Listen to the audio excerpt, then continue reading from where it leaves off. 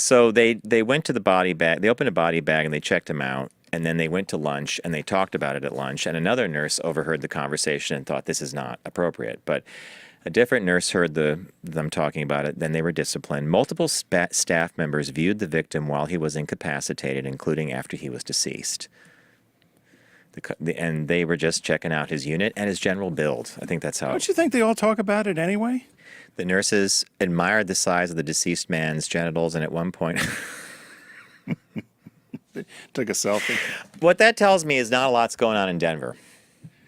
If you've got to open a body bag to get a thrill, then I'm saying that who's ever alive is not doing it for you, right? Don't you think, though? I can't imagine that this is rare.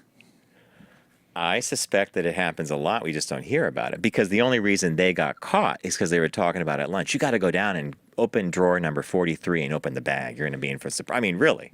So my story, but when you mentioned this, I had a friend of mine that was in med school, and they had a cadaver, and every two or three students each would have their own cadaver.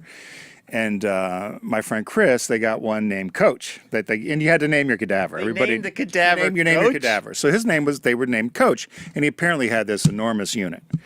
And everybody came around to look at Coach's anatomy.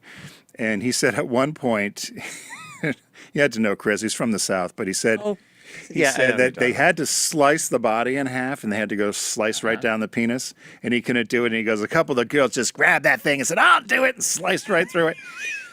But John's grabbing his head in the booth. I can't imagine a worse thing. This was easier because they said his penis was so big that it was easy. It was like holding a little baby's arm. They were able to just slice right through. Coach. Coach.